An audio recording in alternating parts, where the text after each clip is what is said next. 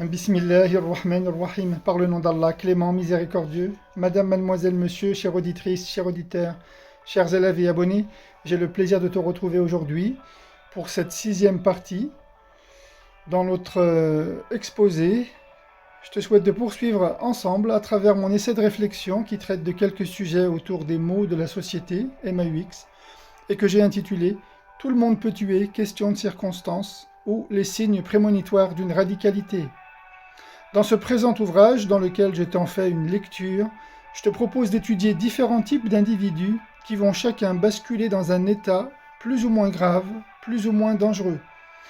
Je vais ici, par la grâce de Dieu, t'apprendre à identifier certains profils d'individus que j'ai pu recevoir en consultation depuis maintenant 25 ans et qui présentent et ou ont présenté un voire plusieurs signaux, pour ne pas dire symptômes, d'une radicalité sur un instant donné.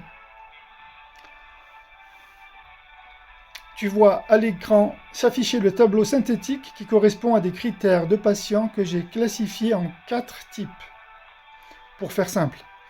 Ensuite, je te propose de détailler pour chaque type 6 états généraux comprenant l'état du patient ou du sujet, son état d'esprit, son état psychique, l'état de sa mémoire, l'état de son raisonnement et enfin l'état de sa dangerosité.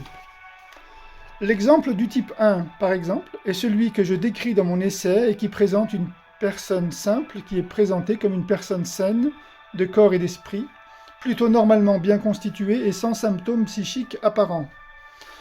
C'est le cas de la jeune fiancée amoureuse du jeune homme, victime d'un accident de la circulation et dont l'état de santé laisse apparaître une lésion de la moelle épinière. Il risque une paralysie à vie. Et cette jeune femme va malgré tout lui manifester son amour, sa tendresse et son affection, et lui avouer qu'en dépit de sa souffrance, elle souhaite poursuivre sa vie sentimentale à ses côtés pour le restant de leurs jours. L'exemple du type 2, caractérisé par une personne dont l'apparence est saine, mais qui présente de toute évidence une conduite dépressive. C'est en l'occurrence ici, dans mon essai, la présentation de 2 types de cas différents. L'une est une femme suicidaire qui ne peut pas avoir d'enfant. Nous avons ensemble étudié les signes prémonitoires de son comportement radical face à son sort.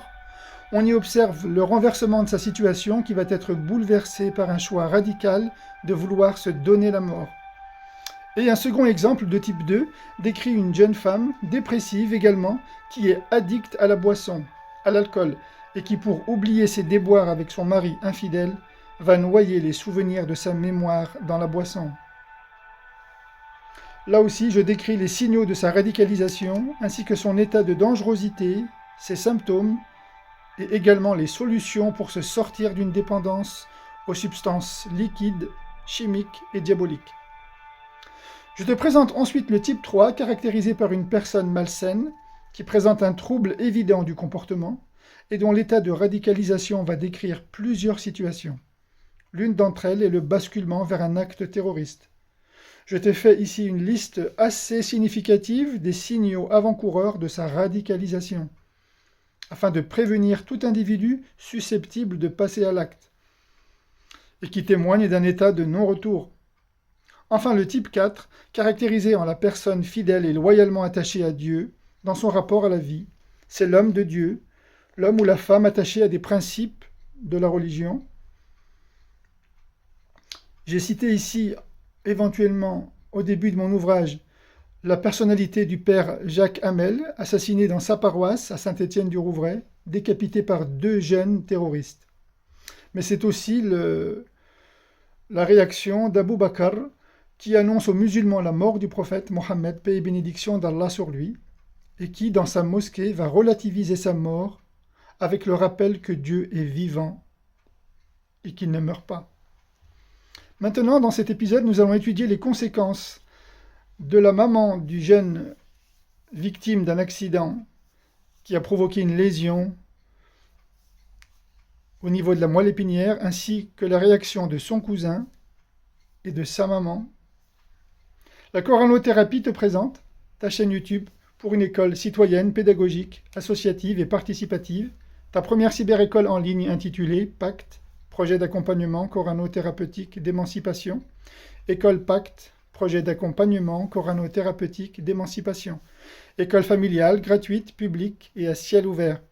Cycle d'études adressé naturellement aux adolescents du lycée et plus particulièrement aux élèves de classe terminale, ainsi qu'à toute personne susceptible de réfléchir sur un essai de réflexion.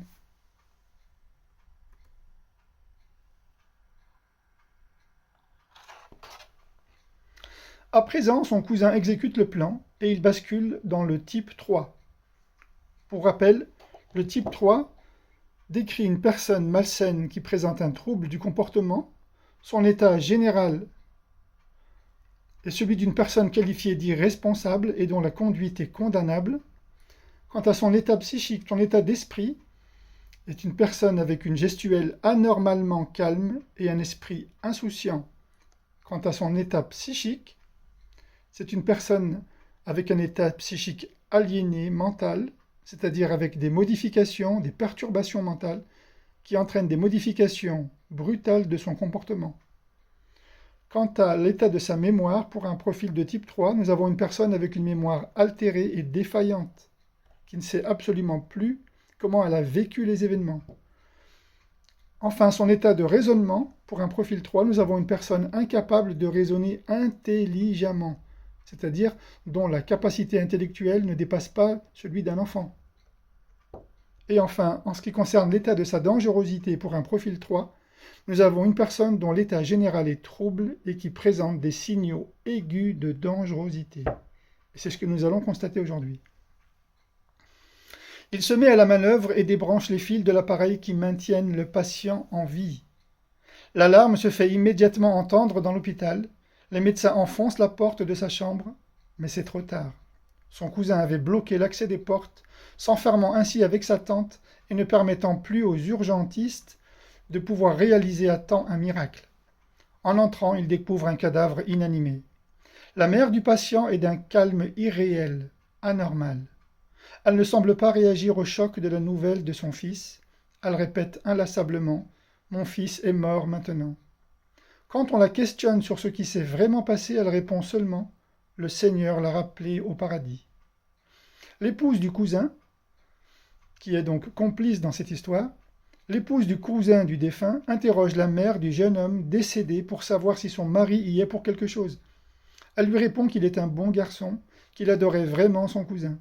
Sa femme insiste pourtant pour avoir une réponse, mais elle obtiendra en guise de satisfaction qu'un long moment de silence.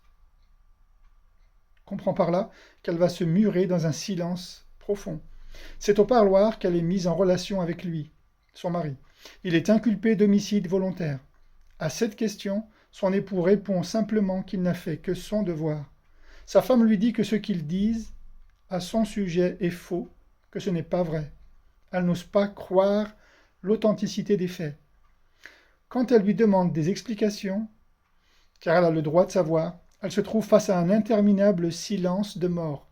Il esquisse toutes les questions, mais quand il voit qu'elle insiste trop, il lui dit « J'ai fait ce qui était être mon devoir ».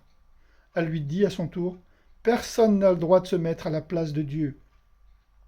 Il dit alors « Je ne me suis pas mis à la place de Dieu.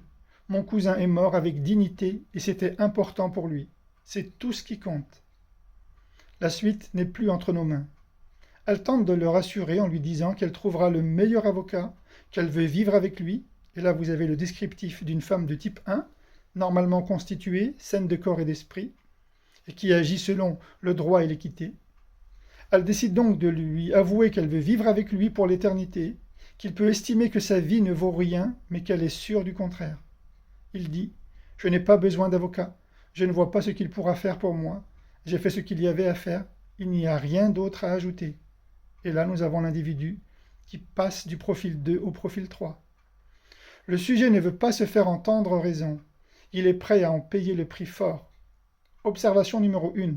Le sujet de type 3 peut se présenter sain de corps et d'esprit et non addict aux boissons ou aux stupéfiants. C'est le cas pour la maman du défunt et ainsi que de son cousin.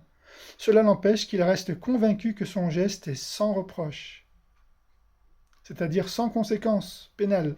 Observation numéro 2. Un certain nombre de femmes de type 1, normalement constituées, peuvent être en couple avec des hommes de type 3, personnes malsaines qui présentent un trouble du comportement, et vice-versa. On peut également trouver des hommes de type 1, personnes saines de corps et d'esprit, normalement constituées et sans symptômes apparents, se mettre en couple avec des femmes de type 3, dont la personne est malsaine et qui présente un trouble du comportement. Le jeu des intentions. Le ou la partenaire ou conjoint ou conjointe peut être, et la liste n'est bien sûr pas exhaustive, premièrement, une personnalité insensible, c'est-à-dire impitoyable et à la fois généreuse, avec un parler franc et sans filtre, mais auquel il ne faut jamais croire ce qu'elle dit.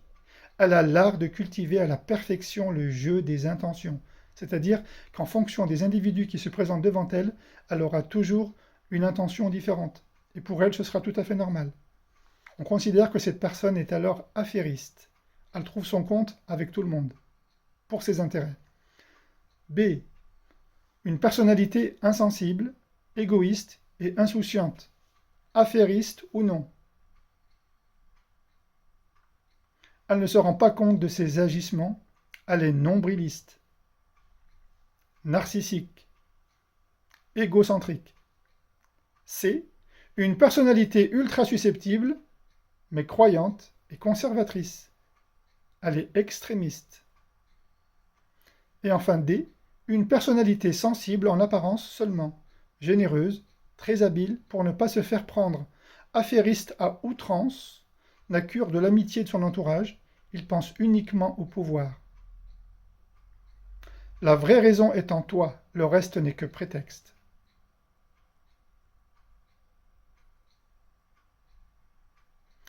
L'inculpé agit comme si rien n'avait d'importance en dehors de son geste.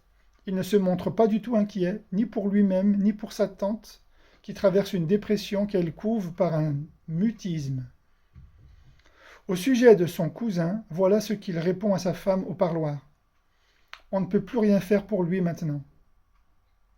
Elle lui dit qu'il ne s'agit pas du passé, mais de son procès qui l'attend. Il lui répond sur un ton indifférent. Ce qui doit m'arriver m'arrivera, et je ne peux plus rien faire de plus. J'ai mis fin à l'abominable épreuve qu'il a supportée, c'est tout. Au lieu de lui dire que tous les deux sont arrivés au bout de la route, et qu'ils vont devoir maintenant se séparer, elle préfère quant à elle continuer le chemin ensemble. Toutefois, ce qu'il ne dit pas, et qui saute aux yeux, est, premièrement, la personne concernée, le meurtrier, en aucun cas ne concerte jamais la fiancée du jeune défunt lorsqu'il va commettre l'irréparable. Il le fait dans le dos de la fiancée. Deuxième point, le sujet en question met ainsi fin à la torture de son esprit, car il se rend coupable de son accident. Il estime que si son cousin a subi un accident de la circulation, il en est fautif, il en porte une certaine part de culpabilité. Troisième point, la mère se rend complice d'une certaine manière de non-assistance à personne en danger de mort sur son fils, puisqu'elle n'est pas intervenue, alors qu'elle était présente dans les lieux. Dieu est prétexte ainsi à beaucoup d'excès.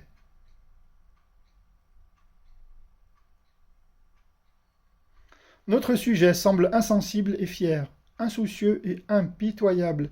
Il ne manque pas de générosité, certes, il n'est pas assoiffé par le pouvoir ou les affaires, mais d'une certaine manière, il est très conservateur dans ses choix et prises de décision. Je crois qu'il appartient à une communauté dont le projet est archaïque, voire d'un autre temps. Il est dur avec lui-même, très exigeant avec les autres. Il ne fait jamais machine arrière quand il s'engage et se montre rarement flexible, c'est-à-dire souple, en matière de consultation ou d'arbitrage. Ses convictions ne sont pas négociables. On peut qualifier ce genre d'individu comme étant jusqu'au boutisme, prêt à tout et capable de tout une fois sa décision enclenchée. Son avocat laisse aux spécialistes et aux théologiens la liberté de juger la morale de son crime, qui est présenté comme tel au regard de la loi. Car devant la justice et face au juré, l'inculpé est jugé pour une seule raison. Il a commis un meurtre volontaire. Il a tué un jeune homme innocent qui se trouvait dans l'incapacité totale de se défendre. Mal en a pris l'accusé. Mal en a pris l'accusé d'avoir joué le rôle de celui de Dieu dans la morale religieuse, ou du destin dans la morale de la justice, c'est-à-dire la morale des hommes. Le présumé accusé a tenté de recréer à sa manière les règles du bien et du mal, de mettre fin au jour de son cousin dans des conditions si horribles qu'une peine d'emprisonnement à temps ne soit un châtiment suffisant. La question alors est de savoir est-ce que ce crime réclame la peine maximale prévue par la loi ou bien alors la peine capitale, et auquel cas il faudrait modifier la Constitution soit par un vote des élus, soit par un référendum. Car la question est posée, est-ce que la société est prête à en discuter? Dans d'autres circonstances que celle-ci, et après lecture des avis des experts médicaux en la matière, on aurait pu conclure que les chances de survie du malade étaient finalement très faibles, que selon l'avis des docteurs et personnels de soins hospitaliers, la question n'est pas tant de savoir s'il aurait pu ou non le ranimer, mais bien de savoir s'il l'aurait sorti de son coma. Car même à ranimer, il serait probablement resté incapable de voir, incapable d'entendre, incapable de sentir, ni même de percevoir ce qui se passe autour de lui. Il n'aurait pas pu avoir une vie personnelle comme végétale. Ainsi, ses chances étant ce qu'elles sont, c'est-à-dire quasiment nulles, il n'aurait pas repris connaissance à temps. Il aurait pu vivre tant qu'il aurait reçu l'assistance d'un système de vie artificielle. Je répète, il aurait pu vivre tant qu'il aurait reçu l'assistance d'un système de vie artificielle. Toutefois, ce qui compte au regard de la loi, c'est que le malade était en vie jusqu'à ce que l'accusé l'ait tué.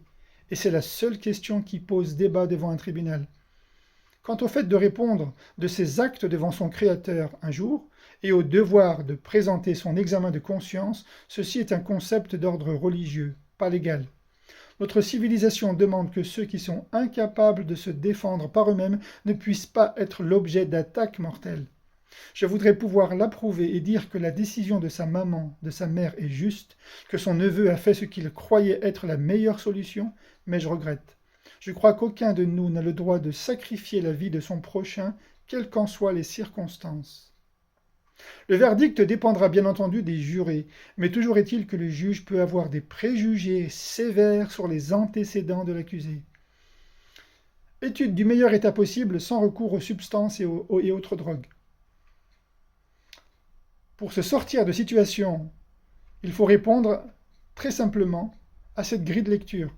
Pour un patient, quel qu'il soit, le constat de l'état du sujet doit être nul sur le plan de la dépression, dépressif, négatif, nul sur le plan de la dépendance aux substances, toxiques, chimiques et diaboliques, nul encore quant à un état suicidaire, et enfin nul, négatif, quant à un état colérique. Prends bien connaissance de ce tableau récapitulatif. L'état qui doit être le tien, si tu veux vivre dans un corps sain, et dans un esprit sain, et sortir des maux MAUX de la société, tu dois être sain sur le plan de la dépression, sain sur le plan de la dépendance, sain sur le plan d'un état suicidaire ou psychiatrique, et sain de manière sur le plan colérique. Commentaire. La patiente ou le sujet qui n'est pas dépressif, ni dépendante, addiction aux boissons, tabac, drogue, jeux de hasard, etc., ni suicidaire, ni colérique, réunit toutes les chances de son côté pour réussir sa thérapie à la condition, sa thérapie ça veut dire pour réussir à vivre dans la société qui est la tienne, qui est la mienne, qui est celle dans laquelle nous vivons, à la condition encore, premièrement, d'être entouré d'un ou d'une partenaire qui lui permet un retour à une vie sociale et équilibrée, et deux, donc d'être bien entouré, d'avoir une relation bénéfique et non toxique. Et deuxième point, deuxième condition, à défaut de trouver une agréable compagnie, si tu n'as personne qui puisse te tenir compagnie, rejoins alors une association humanitaire, caritative, ou simplement humaine, répondant à un projet d'envergure et de t'y investir. Je te remercie pour ton écoute. Je te prie de partager, de diffuser, de commenter, de t'abonner éventuellement, jusqu'à ce que je te retrouve dans la 7e partie de notre essai de réflexion, dont le sujet s'intitule « On traite l'islam comme on traite un paria ». Wassalamu alaikum wa rahmatullah.